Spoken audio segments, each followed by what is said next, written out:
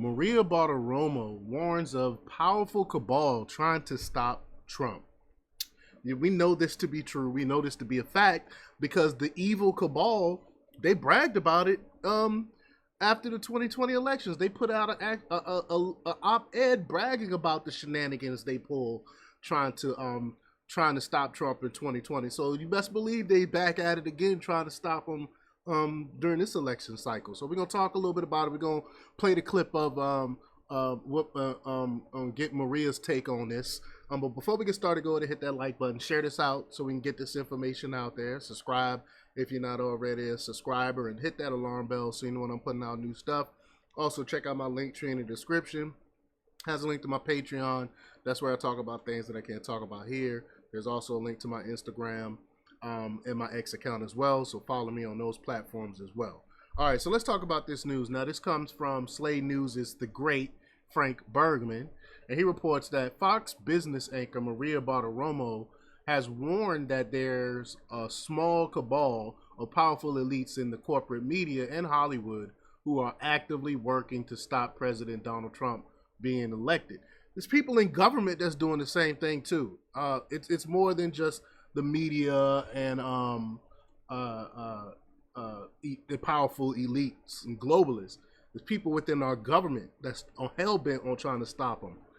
Bartiromo raised the concerns during a Wednesday interview on the Sage Steele Show podcast. And I need to watch a little bit more of Sage Steele. She has some very, very good conversations, some thought-provoking interviews.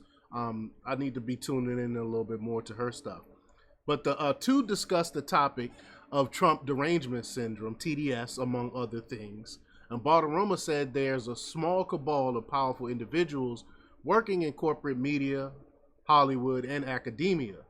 This cabal is trying to keep Trump out of office by any means necessary, Bartiromo warns.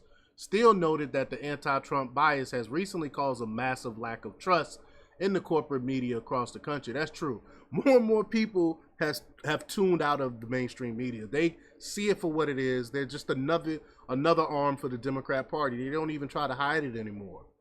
And Bartiromo stated that she felt compelled to speak up after recognizing there's a small cabal in the media that is unfairly targeting Trump.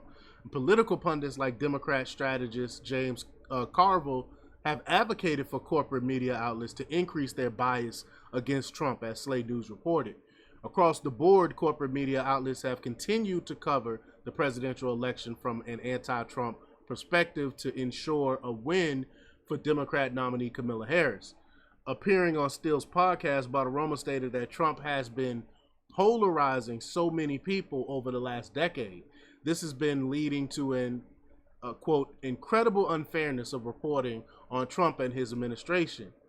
So let's just get right to the clip here. Here we go. All right, here we go. Yeah, I mean, in the last 10 years, I guess part of the issue, Donald Trump came on the scene and was polarizing to so many people that they went crazy. And I think that there's a small cabal who hate him so much and have convinced their constituents, media, academia, whoever else you talk, Hollywood, that, and I saw that as being incredible unfairness. Mm-hmm. And I called it out. And, that was one thing that I think the mainstream media that happened. Donald Trump happened to them. And they don't want to report on him fairly. They refuse. Yeah. They refuse, and they get away with it. Yeah. I think that's the worst part, is when the bosses, the leadership allows it and it's intentional. It's so funny. I used to laugh at the TDS, the Trump derangement syndrome that people talked about. And I'm like, oh, this is real. People can't handle it. And I wonder why. Yeah. I think it's because he exposes their corruption, some people's corruption. Mm-hmm. And he doesn't care about talking about it, and they see him as dangerous in that regard. Mm-hmm. I remember in 2015, when he came on the scene, and it was like, wait, who's running? Apprentice dude is running for president. And then I lived in Arizona at the time. I was working in Los Angeles, but didn't want to live in LA with 3 teenagers. And so I just did the hop over like Thursdays to Sundays, sports time. And I remember the media just, this isn't going to happen in the polls and all of those things. And even the exit polls that weren't right. And I just never thought we'd get to that point where he would actually get to the election, much less win.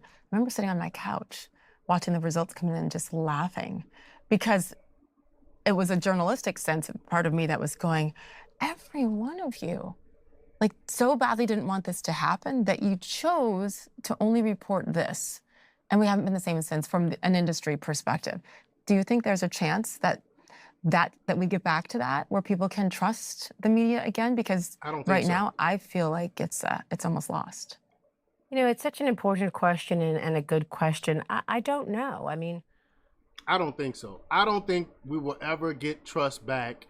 Trust will ever get back to the mainstream media, because the wool have been pulled from over people's eyes, and now they see that the mainstream media do not have their best interests at heart. They have their interests at heart. Whatever political pundits they believe in is what they're going to give you, and if there's anything against what their beliefs is, they're going to lie about it. They're going to withhold truth, and they're going to try to attack anything that's against their beliefs, which is antithetical to journalism. But Republicans have called out corporate media's coverage of President Joe Biden for downplaying his mental health fitness. However, following Biden's poor debate performance, outlets appeared to flip on the president. It was crazy once that memo went out saying attack Biden. Watching it happen was just crazy, because they started reporting on stuff that we've been talking about for years about Biden, that they've been totally ignoring and disregarding. But seemingly falling in line with the Democrat plan to replace Biden with Harris, the corporate media began to question the president's mental state and ability to carry a second term prior to him ending his re-election.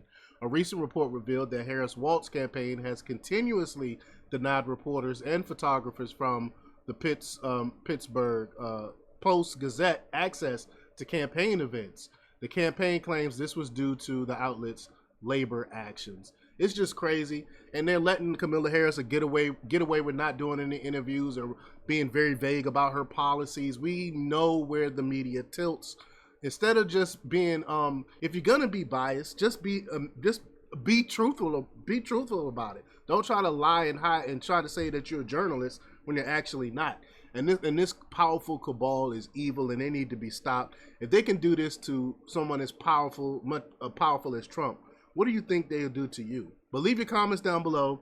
Like, share, and subscribe. And check out jjthepsychotherapist.com for the latest in news. Until next time, peace.